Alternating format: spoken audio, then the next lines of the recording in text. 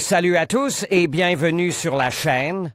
Je m'appelle Émile Garnier et ici, on parle de voitures sous tous les angles, entretien, astuces pratiques, fonctionnement des moteurs et bien plus encore. Si vous voulez mieux comprendre votre véhicule et éviter les erreurs coûteuses, vous êtes au bon endroit. Pensez à mettre un j'aime, à vous abonner à la chaîne et à regarder la vidéo jusqu'à la fin. Vous y trouverez des infos vraiment utiles. L'Audi Q5 est construit sur la plateforme MLB, tout comme la A4, B8, A6 et 7, ils ont beaucoup d'éléments en commun, y compris au niveau de l'équipement. Curieusement, l'empattement de la 4 et du Q5 est presque identique, la différence n'est que d'1 millimètre. La carrosserie de la voiture est strictement 5 places, 5 portes et presque entièrement en acier. Seul le capot et la porte arrière sont en aluminium, et les ailes avant ne sont faites de ce métal que dans la version sportive du SQ5. Le moteur est implante longitudinalement et entraîne toutes les roues par l'intermédiaire d'une boîte de transfert avec différentiel. Autobloquant interaxe de type torsan. Le couple est reparti de manière asymétrique, dans un rapport 60-40 avec priorité à l'essieu arrière, comme sur les autres voitures de cette plateforme. Transmission avec un axe de différentiel déplace au maximum vers l'avant, ce qui a permis de déplacer les moteurs de près d'une douzaine de centimètres vers le centre de la carrosserie. Il n'y a donc pas de compatibilité avec les générations précédentes.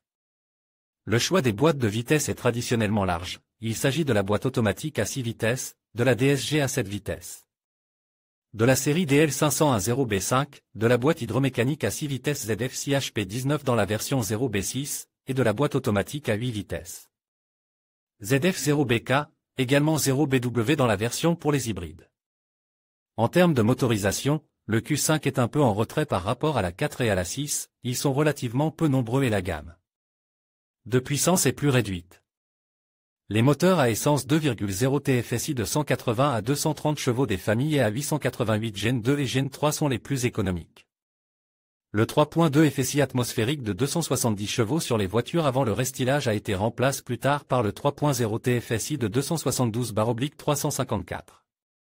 CH, tous de la famille et à 837.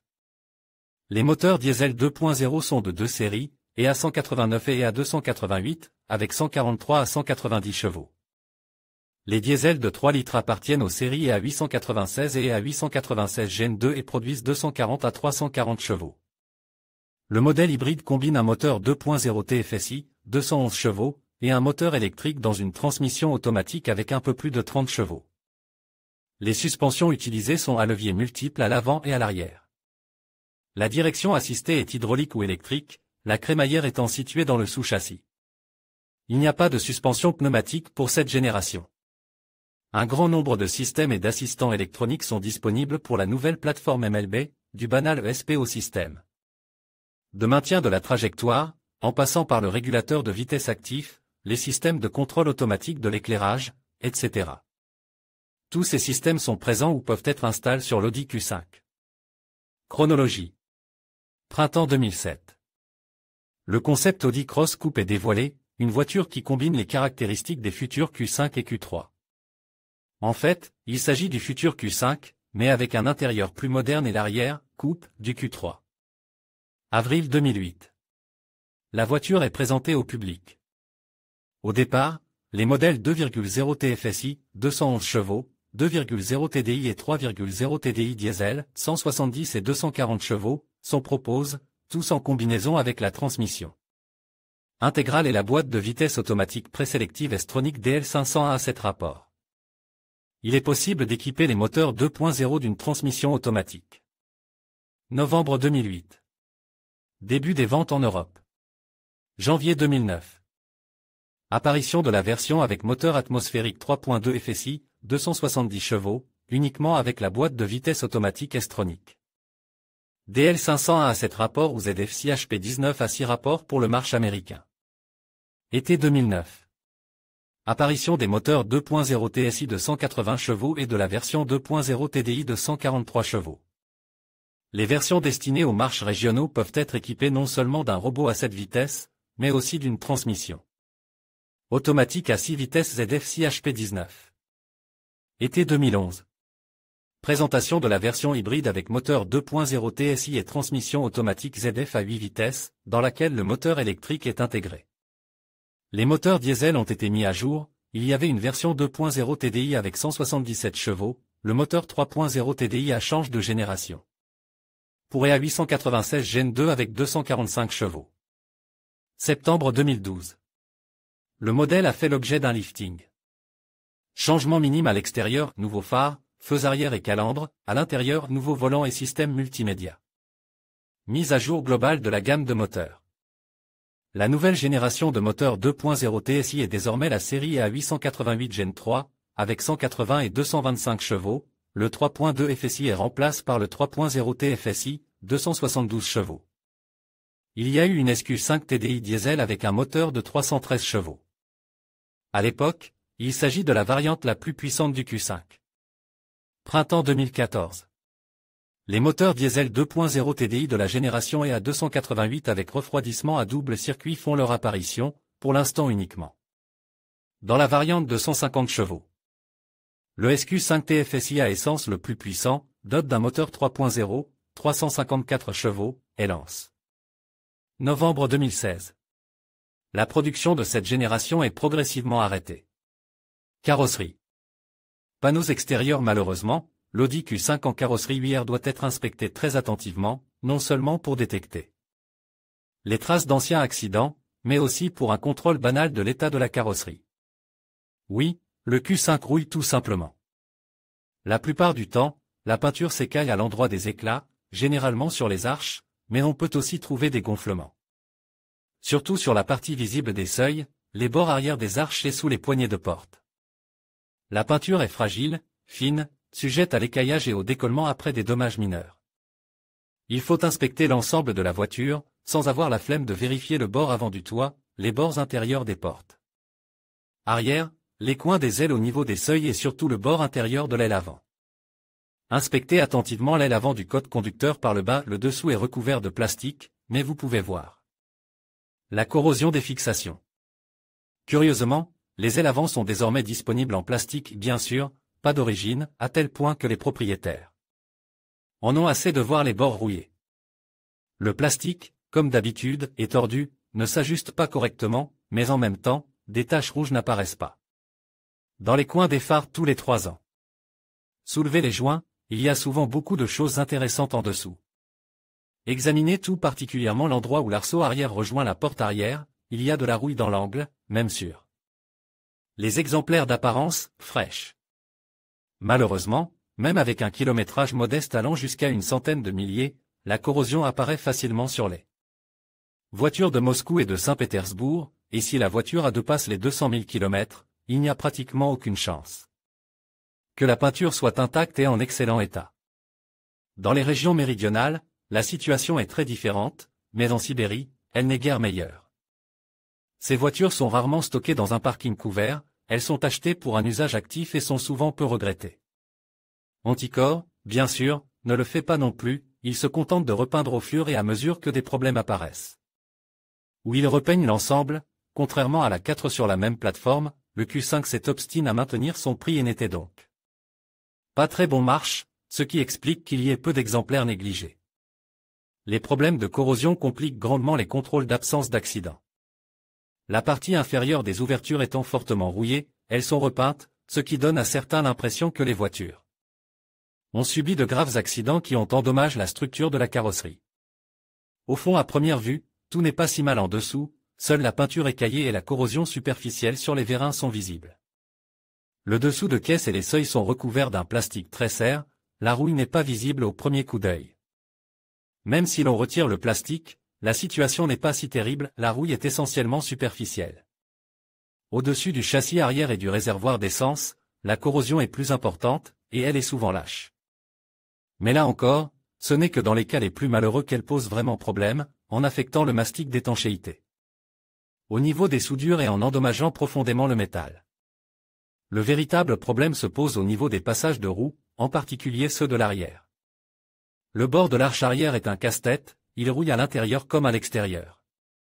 Et si l'on retire les serrures, on peut parfois trouver des trous traversant après avoir nettoyé les points de corrosion. Il y a beaucoup de points de corrosion rouge à l'intérieur de l'arceau, traditionnellement sur le bord extérieur et dans la partie avant autour des bouchons, le long du bas de l'arceau au niveau du longeron, le long des coutures au sommet, au niveau du support de l'amortisseur. Remercions les coffres en feutre qui, dans cette génération, sont très dodus, absorbent bien l'humidité et les dimensions maximales. Comprimés, de l'arceau ne laisse pas de place à la ventilation de la surface métallique. Cette situation est compliquée par le fait que le matériau de la carrosserie est relativement fin, même au niveau du soubassement et des longerons. Les seuils eux-mêmes sont larges et multicouches, et les dépressuriser du côte de l'arceau peut être fatal. Si l'humidité et la saleté pénètrent dans la cavité cachée, le processus de corrosion ne peut pas être arrêté. Ainsi, la corrosion à travers l'un des arcs est assurée de conduire à de sérieux problèmes déjà sur le seuil, dont l'élimination nécessitera le démontage de la carrosserie jusqu'à la moitié, avec l'inévitable découpe de panneaux latéraux d'une seule piste. Les supports et les goujons rouille sont déjà un classique. Les sous-cadres rouille ne sont plus surprenants, sur les nouvelles voitures, ils ne sont toujours pas peints et le métal est de plus en plus fin. Équipement de la carrosserie d'une manière générale, tous les équipements de la carrosserie résistent encore bien. Même les phares ne grillent pas trop, mais ils s'embuent souvent. Il s'agit d'un problème propre aux voitures de la plateforme MLB, la 4V8 a les mêmes problèmes. La véritable cause de ce problème est la charge exercée par le pare-choc sur le boîtier des phares, il ne peut tout simplement pas la supporter, tout comme le verre. Les pare-chocs sont lourds, les routes sont accidentées, les congères sont hautes, et le phare finit par se fissurer. L'étanchéité du phare par le haut fait qu'après des pluies et des lavages prolongés, l'eau s'accumule à l'intérieur, la partie interne du verre s'embue et les risques de défaillance des DHO augmentent. Les phares sont remplis de silicone de tous les côtés recouverts d'un film, mais cela ne suffit pas. Pour réparer un phare, il faut le démonter, changer le verre fissure sur le bord, réparer le boîtier. En cas de bris, de nombreuses entreprises sont aujourd'hui prêtes à rétablir le fonctionnement de l'optique, mais les prix de ces travaux sont élevés. Mais le prix d'une nouvelle optique est encore plus élevé, les phares adaptatifs coûtent plus de 200 000 roubles par pièce, ce qui justifie la réparation. L'optique arrière est beaucoup plus étanche. Il est vrai que les phares ADEL des véhicules restiles intègrent souvent des clignotants dynamiques, coupant la carrosserie, mais cela n'entraîne généralement pas de problème grave. Les serrures et les vitres fonctionnent de manière fiable. Parfois, les rétroviseurs ne fonctionnent pas si la fonction de pliage est activement utilisée. Mais les poignées de porte avec accès sans clé sont un produit consommable dans cette génération, l'eau à l'intérieur tue le rembourrage. L'usure et la corrosion des supports de rétroviseurs en aluminium laissent des traces sur la porte. Les commandes électriques d'une porte arrière sont solides, mais les boulons de fixation des moteurs électriques au toit se dévissent. De même et se perdent quelque part dans les panneaux. Les capteurs de fin de course de la serrure sont bien et un peu capricieux, ce qui fait que la fonction de fermeture de la porte cesse souvent de fonctionner. Il y a très peu de voitures sans moteur électrique de porte, donc cela concerne presque tous les exemplaires. Le problème habituel du verrouillage de la trappe de remplissage d'essence est résolu par le remplacement de l'actionneur. Il est possible d'en installer un 2 fois moins cher provenant des voitures de la plateforme MQB, à ceci près qu'il n'est pas équipe d'un câble de déverrouillage. Le boulot de remplissage est jetable, tout retrait de l'actionneur l'endommagera. Piste prix d'origine, prix de la piste non originale, prix de la piste non originale 2 corps phare avant halogène 60 141 Polcar 36 962. Valeo 47 926 phare avant matriciel 184 613 Polcar 108 356 Valeo 93 721 pare-brise 86 149 AGC 21 479 FYG 10 784 L avant 49 392. API 10 791 TYG 10 028 pare-choc avant 132 170 Docard 10 020 Prasco 13 207 Capot 215 704 AVG 80 256 OM 46 515 Intérieur. L'intérieur du Q5 est bon, mais il est nettement plus démodé, les propriétaires essaient de ne pas utiliser le mot « démodé » que celui des autres modèles de la plateforme. L'influence de la première génération de l'Audi Q7 se fait sentir ici. On se plaint parfois de la taille du siège du conducteur, il est vraiment très étroit et très haut, ce qui ne plaît pas à tout le monde. Il n'y a pas de revendication particulière sur la qualité des matériaux, il ne mentionne que le soft touch sur certains boutons. Et le verre trop mou du tableau de bord, qui recueille activement la poussière et serait facilement à l'essuyage. Sur les voitures avant restylage, le rétroéclairage de l'écran du système multimédia est parfois défaillant, mais les ampoules se changent facilement. Les sièges ne sont pas mal entretenus jusqu'à un kilométrage de plus de 300 000 km, même avec un entretien minimum, mais le volant et le levier de commande sont généralement très gras, perdent de leur texture et commencent à briller. Il n'y a pas de réclamation concernant la climatisation, si ce n'est que la ressource du ventilateur pourrait être plus élevée. Dès les premiers 100 000 km, il commence à hurler. Le système d'air conditionne n'est pas non plus à plaindre, mais la ressource du compresseur dans nos conditions est d'environ 350 000, il faut tenir compte de ce facteur. De plus, le radiateur du climatiseur est très fragile, il est donc nécessaire de surveiller la pression dans le système. L'électricité, la voiture est très stable sur le plan électrique. La plupart des pannes sont des défaillances de composants mécatroniques et de divers capteurs dus à la durée de vie et à la dépressurisation. Ainsi que des pannes de pièces de câblage flexibles dans les ondulations des portières ou de câblage et de capteurs du compartiment. Moteur sur les moteurs à essence, dû à des interventions d'entretien fréquentes. Il n'y a pratiquement pas de pépins électroniques et le système d'autodiagnostic est presque parfait. Mais il y a beaucoup de blocs électroniques différents, et il faudra toujours faire quelque chose ou changer quelque chose plusieurs fois par an. Il est donc préférable de disposer de ses propres moyens de diagnostic pour le contrôle opérationnel de l'état. Résultat intermédiaire, la carrosserie se porte moins bien que ce que l'on pourrait attendre d'une voiture de cette marque et de ses années de production. Mais en général, l'état de la plupart des exemplaires est encore comparable à celui d'une parade. Même à un prix d'environ 1 million d'euros, il est possible de trouver un véhicule dont l'extérieur ne présente aucun problème. Mais il peut y avoir des surprises désagréables dans les arches, si le Q5 a été stock dans la rue. Sinon, il s'agit presque d'une voiture haut de gamme exemplaire, pas trop vieille, avec une finition intérieure de qualité et un équipement riche. De plus, ces équipements ne tombent pas très souvent en panne, et leur restauration est relativement peu coûteuse. Peut-on en dire autant des suspensions, des boîtes de vitesse et, surtout, des moteurs du Q5 de première génération? Comprenons dans la deuxième partie de l'article.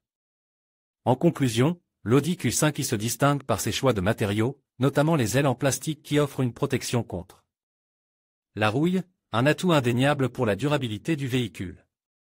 Cependant, les phares en plastique, souvent comparés à des aquariums, peuvent poser des problèmes d'opacité avec le temps. Il est donc essentiel de bien entretenir ces éléments pour préserver l'esthétique et la sécurité de votre voiture. En fin de compte, l'Audi Q5 y reste un choix intéressant pour ceux qui recherchent un SUV alliant confort et performance, à condition de prendre soin des details qui font la différence. Merci de nous avoir suivis et à bientôt pour de nouvelles analyses automobiles.